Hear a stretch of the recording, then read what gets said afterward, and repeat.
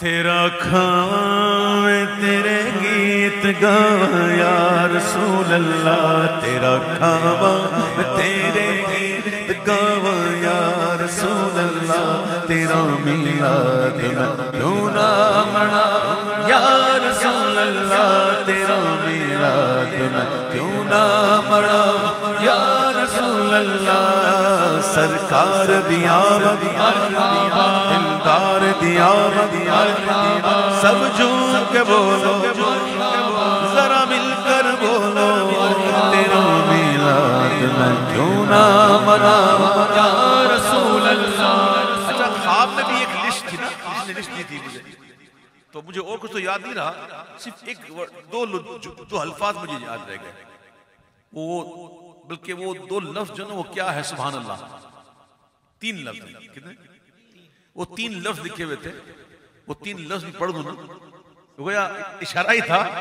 नात जिंदगी है, नात जिंदगी है, नात जिंदगी है, नात जिंदगी है, नात जिंदगी है, नात जिंदगी है, नात जिंदगी है, नात जिंदगी है। तेरा खावा मैं तेरे गीत गावा या रसूल अल्लाह, तेरा खावा मैं तेरे गीत गावा या रसूल अल्लाह, तेरा मिलाद मैं क्यों ना मना या रसूल अल्लाह, तेरा मिलाद मैं क्यों ना मना या रसूल अल्लाह।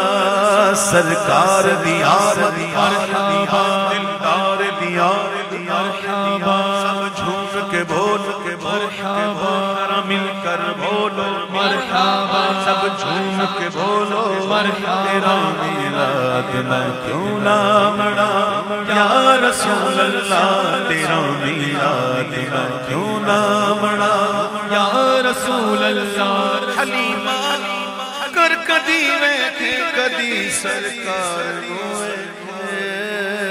कदी कर कदी सरकार, कदी कर कदी सरकार, कदी कर कदी सरकार। वो तशरीफ लाए तो ये उनका करम गया, ये घर था कहाँ उनके आने के ख्वाब। हलीमा कर कदी वेखे कदी सरकार वेखे, मैं केड़ी सेज तेरे लई सजावा या रसूल अल्लाह, केड़ी सेज तेरे लई सजावा या रसूल अल्लाह, तेरा मिलाद क्यों ना मना या रसूल अल्लाह। सरकार दिया दिलदार दिया सज बच के बोलो, शर्माना छड्डो, जरा उच्चा आखो, सब मिलकर आखो, सब झूम के आखो, तेरा मिलाद मैं क्यों मना या रसूल अल्लाह। जगाओ भाग मेरे भी अबू अयूब देवागो, जगाओ भाग मेरे भी अबू अयूब देवागो, जगाओ भाग मेरे भी अबू अयूब देवागो। मुकद्दर औसदा के थोले आवा या रसूल अल्लाह, मुकद्दर औसदा के थोले आवा या रसूल अल्लाह, तेरा मिलाद मैं क्यों ना मना या रसूल अल्लाह। मेरा दिल भी ये चाहता है उसी मेरे भी कर मेरा दिल भी ये चाहता है तुसी मेरे भी करो, तेरी रावा दे विच पलका विछावा या रसूल अल्लाह, तेरी रावा दे विच पलका विछावा या रसूल अल्लाह, तेरा मिलाद मैं क्यों ना मना या रसूल अल्लाह। मैं कुछ भी नहीं जे तेरे नाल मेरी कोई निस्बत नहीं, मैं कुछ भी नहीं, मैं कुछ भी नहीं, मैं कुछ भी नहीं, मैं कुछ भी नहीं, मैं कुछ भी नहीं, मैं कुछ भी नहीं, मैं कुछ भी नहीं, नहीं नहीं नहीं नहीं नहीं कुछ भी नहीं, मैं कख भी नहीं, मैं कख भी नहीं, कि तेरे नाल मेरी कोई निस्बत नहीं, मैं सब कुछ हाँ।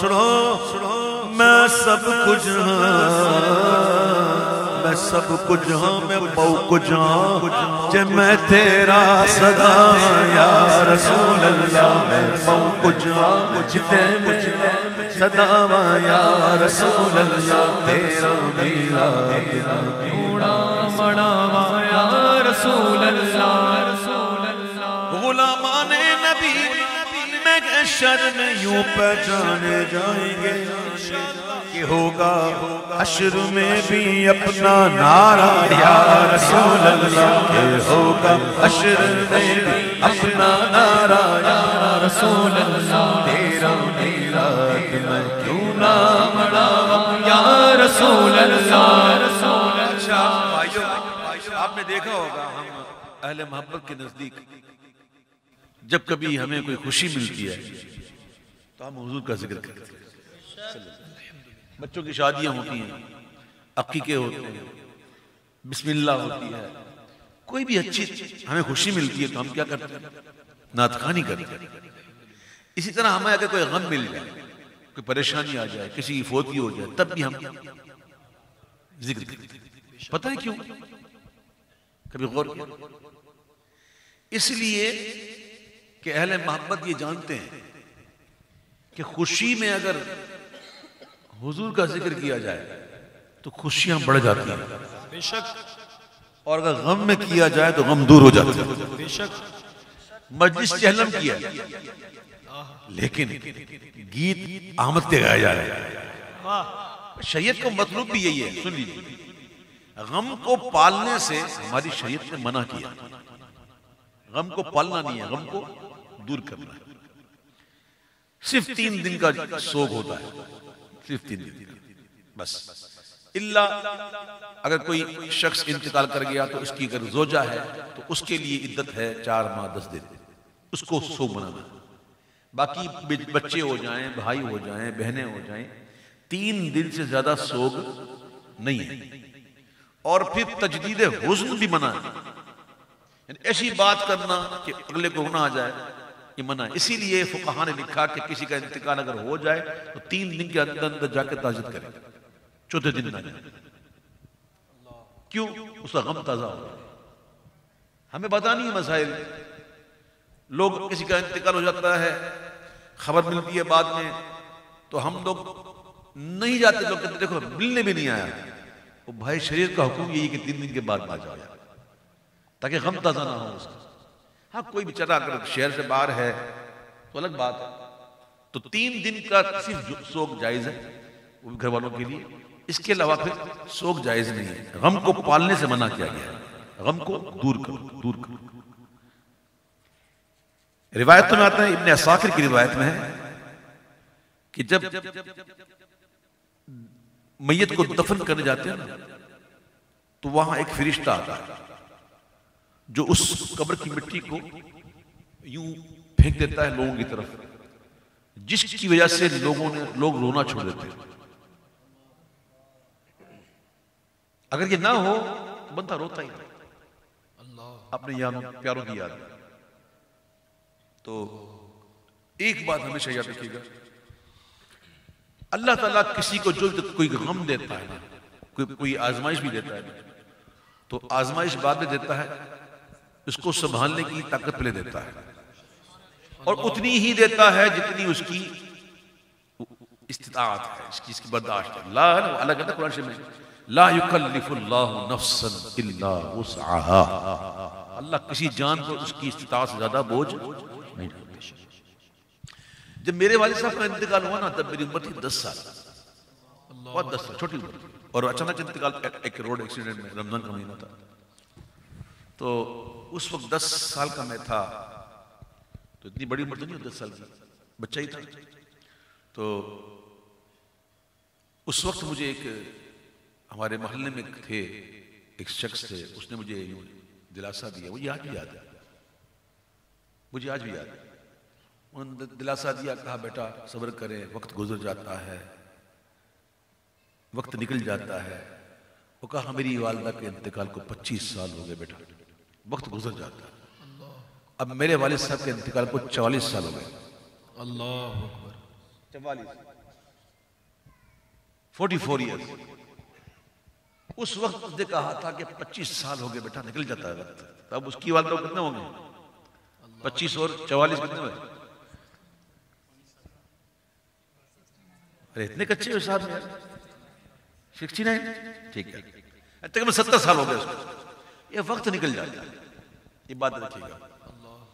और आहिस्ता आहिस्ता आहिस्ता आहिस्ता बंदा दुनिया में ऐसा फंस जाता है कि भूल जाता है। शुरू में रोज जाता है कब्रों पे फातिहा पढ़ने के लिए, फिर कहता है कि मैं जुमे जुमे जाऊंगा, फिर बोलता है मैं महीने महीने में जाऊंगा, फिर शब बरात, फिर ईद, बस यही होता है। कौन जो गिरिया करे या फातिहा को आए, बेकस के उठाए तेरी रहमत के भरन फूल। आज अगर दुनिया में हमने अगर अच्छे काम कर लिए, हुजूर को राजी कर दिया, तो फिर कोई आए कि ना, परवाह ही नहीं। मरने के बाद इंसान को क्या चाहिए और हम क्या दे सकते हैं? इल्ला ईसा साहब, यही तो उसको चाहिए। तो आज हम जो पढ़ रहे हैं इंशाअल्लाह ये बहुत अल्लाह चाहा तो एक अच्छी मिक़दार में जो है इनके पास ये पहुंचेगा तो बहुत खुश होंगे इंशाअल्लाह। और अपने मरहूम को याद रखा करो यार, याद रखो। मैं आपको एक तरीका बताऊं, तरीका कोई ऐसा काम करें मरहूमीन के लिए कि जो हमेशा के लिए चलता रहे।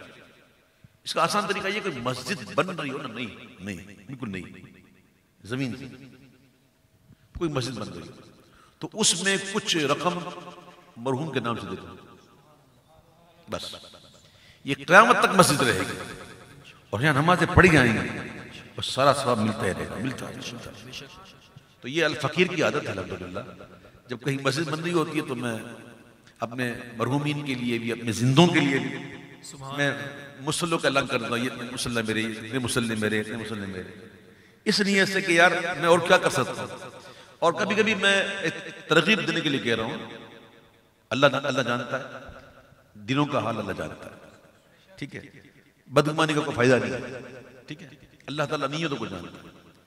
एक तरगीब के लिए देखिए, इंसान हूं, वरना कितने के दिल दुखाए होंगे, कितनों के हक मैंने पवल किए होंगे, इंसान हूं, मुझे पता नहीं, माफी मांग लेता हूं सबसे। कई ऐसे होते जो मिलते नहीं, कई ऐसे होते मांग सकता नहीं, तो फिर मैं कोशिश करता हूं कि उनके नाम पर भी मुसल्ले डाल दूं। या अल्लाह, मैंने आज तक जिन जिनके हक तलब किए हैं और जिनके हुकूक मुझ पर है, या अल्लाह मैं यही कर सकता हूं कि इनके लिए उनके नाम से ये मुसल्ले लगा रहा हूं, तो इनको सवाब देते हैं। उम्मीद है कि इसकी बरकत से अल्लाह ताला करम फरमा देगा और क़यामत के दिन वो राजी हो जाएंगे इंशाअल्लाह। तो ये एक चंद चीजें होती हैं, उसको अपनाने में कोई हर्ज नहीं। तो अपने मरहूमीन के लिए जरूर ऐसा क्या करें, जरूर ऐसा क्या करें। अल्लाह ताला मुझे भी तौफीक अता फरमाए।